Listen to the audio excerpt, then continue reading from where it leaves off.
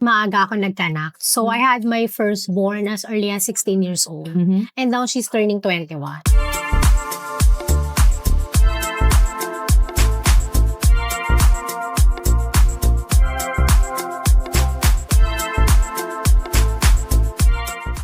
Hi everyone, welcome back to She's Built From Within podcast.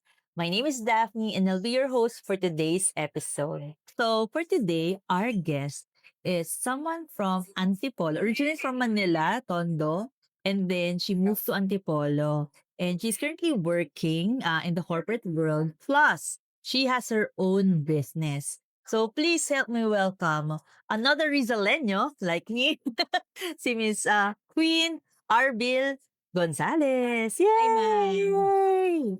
How are you? Okay naman po. This is the first time na gagawin ko to. Yes. Kaya medyo kinakabahan po ako. Congratulations for giving yourself an opportunity to be part of She's Built From Within podcast. I'm pretty sure since this is your first time, marami ka pang iniisip. Marami pang alinlangan sa isip mo na, ano ba itong papasokin to? Ba't ako nandito? But don't worry, this is just a plain conversation of two women talking about life, talking about what's happening in the world and how we could help you, diba? Can you share with our audience what's your background and how you discovered your passion for business? Actually, I graduated po ng Business Administration in Management. Not because gusto ko magnegosyo, but because maaga ako nagkaanak. So, I had my firstborn as early as 16 years old. And now she's turning 21. Wow. And syempre, back then kailangan kong pagsabihin yung pag-aaral at saka yung pagsa-sideline ng konti. So, wala pang Shopee noon, kaya uso talaga yung patinda-tinda, mga silver, accessories, mga kung ano-ano. So, doon ako nag-umpisa. Until such time na nakagraduate ako at kailangan ko magtrabaho, syempre wala pa tayong enough na puhunan back then. So, nakafocus ako na, kumbaga yung heart ko kasi is nasa business talaga. But up until now, I'm still working. Kasi maliit pa lang naman yung negosyong meron ako. So, hindi pa kaya na kalimutan yung trabaho eh. Kailangan pa rin magtrabaho nandito. So, ayun nga, napalago ko na siya ngayon. So, before, namimili lang kami sa Marikina ng asawa ko ng nakamotor. So, wala kaming freezer. Yung the usual lang na ref na meron tayo sa bahay natin, na two-door. So, anong nangyayari, mamimili kami ng nakamotor sa Marikina, medyo malapit sa Antipolo.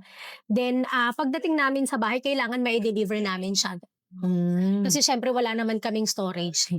And ngayon po, I'm proud to say na meron na kaming 4 na chest freezer. Nice! Hindi pa siya ganun kalaki, pero malaking improvement na kung anong klaseng negosyo yung meron kami noon. Na from sideline, ngayon masasabi ko na isa na siya talagang small established business. So, Nice. online po ang aming mga market. So, surprisingly, may mga nagpapa-shift sa amin from Batangas, Cavite, na they are willing to pay na as much as 500 pesos and more pa nga para sa Lalamove. Oh, kasi gustong-gusto talaga nila yung products mo. Yes po. And if may ask, for your kid, di ba? You mentioned nasa 20 years old na Yes. siya. You became a mom at 16. How was it like as a young mom? What was the thing that you really treasured during that time? Struggle, syempre yung kailangan mong gawin sabay-sabay yung mga bagay-bagay Sabay na pag-aaral, at the same time kailangan mong kumita, at syempre yung pag-aalaga. Yung pag-aalaga po kasi hindi naman siya yung basically magpapaligo ka lang ng bata at magpapakain. So nandun din yung disiplina, at syempre yung yung kung paano mo siya mare-raise sa tamang paraan. Totoo. And what do you love most about being a mom? Ma'am, siyempre yung, very inspiring lahat.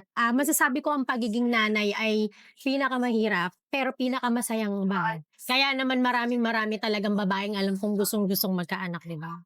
So 'yan, kaya ako nandito ngayon because I am a mother, Yeah. na eventually gusto ko rin na makaalis sa corporate job. So para mas makapag-focus din ako sa family at saka sa business. Ilang kids na meron ka? 2. Dalawa na. So, medyo matanda na yung una, di ba? Yung pangalawa? 15 years old po. Bali, 5 years lang naman po yung gap. Oh, And they are helping me with the business. oh, that's good. Start them young. Yes po. Maganda rin yung ginawa mo ecosystem or yung environment sa family na instead of the children just seeing what you're doing, you let them experience it for themselves. Yes. And do they appreciate na kasama mo sila sa business? Ah, they do. Opo. Actually yung, panganay ko, yung babae, siya yung aming social media man. Oh, wow! And then yung bunso naman, siya na yung sa operations ba na magde-deliver, may mga times pa rin kasi talaga na kailangan namin mag-deliver sa loob ng subdivision. Mm. Pero most of the time, talagang inaano na lang namin na nagpapalala-move talaga sila. Oh, Unlike before na talagang de-deliver namin yan, bumili ka lang. oo. So ngayon hindi na kami hard selling. Yeah. Talagang sila na yung lumalapit. And meron din po silang sariling product, yung mga anak ko. Kasi kaysa i-compensate ko sila, di ba? Na literally sasahuran ko sila, meron din silang konting savings, yung mga bigay-bigay ng mga relative, mga ninong-ninang ng Pasko. So itinatabi ko yun. Yun yung tinuruan ko sila na kailangan nila ng small investment para kumita. So Wow. ako po yung nagbebenta ng mga product, pero yun yung kanila, na in exchange, alam nilang kailangan nilang tumulong dun sa, kasi hindi naman nila maibebenta yung mga product nila eh. 'Di ba? So ako yung gumagawa nun, ako naghahanap ng customers nila, so kanila yun. So sa bunso po ang kanya is yung jumbo siomai. Okay. So dito naman sa eldest ko kanya yung ground beef at saka Mm. yung mga dumplings. Oh, that's nice. And you give them freedom to be expressive or creative sa businesses nila. Yes po. Oh, that's good. Sana no marami pa maging magulang or mentors ang mga bata ngayon kasi given the overwhelming life ng mga bata, sometimes they don't know what to do na eh. And social media can get overwhelming for them Yes, tama. na yung resilience nila, yung adversity quotient, pinag-usapan kanina sa loob yun, masyado nang mababa because they don't know how life works. As for you, you're teaching your kids to start their ventures young, fail young, and explore what they can. Yes. Wow. So, what do you think would be the next for your kids? Yung panganay ko po kasi is nasa medical ano siya, Oh. sa medical field. Yun ang gusto niyang pasukin. So ngayon po nag-aaral siya ng medtech, third year college na siya sa CTU. Yung bunso ko naman po, yun yung lalaki na nasa science program naman siya sa Antipolo National High School. Wow. So siya yung may gusto ng ano, ng business course in time. So ito naman pong pagtuturo ko sa kanila, bukod sa para matuto sila 'no, yun dun sa mga practical na bagay na kailangan nilang matutunan, is ito din yung isang training sa kung papaano na sila in time, kung saan man sila mapunta, kahit saan man sila magtrabaho, anong pasukin nila. Alam ko na itong training na 'to is, marami silang ano, kumbaga mai-a-apply nila in time Oo sa kung nga. ano man yung gagawin. True, true. And for you, how do you see your kids like in the next 3 to 5 years? Kunwari, nakapag-decide na sila kung anong gusto nila. What do you envision for them? Sa kanila po siyempre po na maging matuwid na yung gagawin lang nila na mga bagay is makakapagbigay ng glory kay God. Oh, that's nice. That's beautiful. How does the husband play? Ano yung role niya in your family? Siyempre siya yung aming, financer.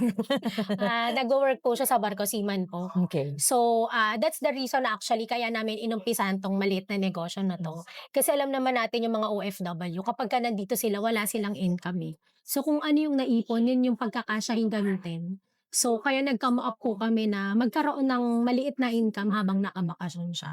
Oh. And, in time po 'no, by God's grace, yun rin po yung ano namin gustong mangyari na dito na lang siya na makapagnegosyo po. Kaya rin po ako umattend sa mga ganitong klaseng training and kaya gustong-gusto ko nitong masubukan nitong podcast na ito 'no, is for me to try or, to explore kung papaano pa mas lalaki, mas makikilala at mas matututo.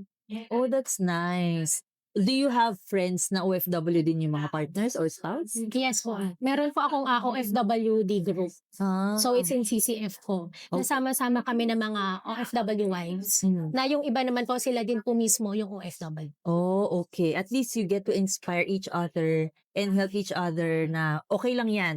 Yes, In time, in God's time, makakuha din nila yung gusto nilang Yes, dream ma'am. life. yes. And you are already working towards it. Tama. You created a business for you to be able to tell your husband in the future, dito ka na. Yes. Mag-retire ka na sa barko.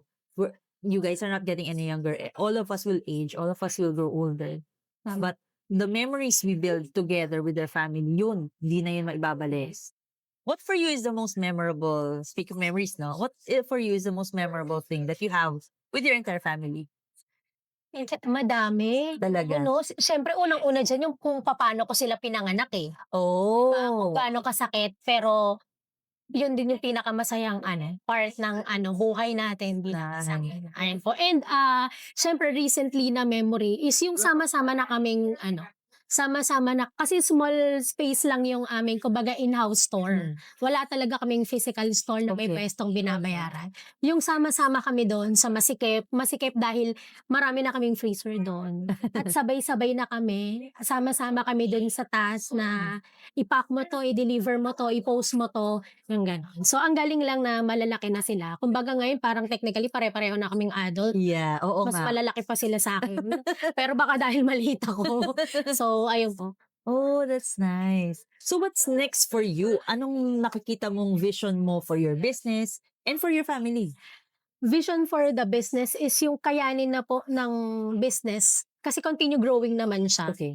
So, my vision is yun nga na in time talagang kayanin na business lang, na ma-busy kami dun sa business na wala ng corporate job. Dahil medyo ang hirap na po kasi magbiyahe ngayon. Oh, totoo. So, Traffic, gas, yun yung stress. yun yung medyo ko pa na medyo hawak mo yung oras mo 'pag gusto mo ng time with your family, mag-Boracay, mag-Japan, Wow. yung meron kang time na hindi ka na magpapaalam sa boss, hindi ka pinayagan. So, ikaw na yung magdedesisyon Hmm. kung kailan mo gustong umalis, kung kailan ka work na work naman, ayun.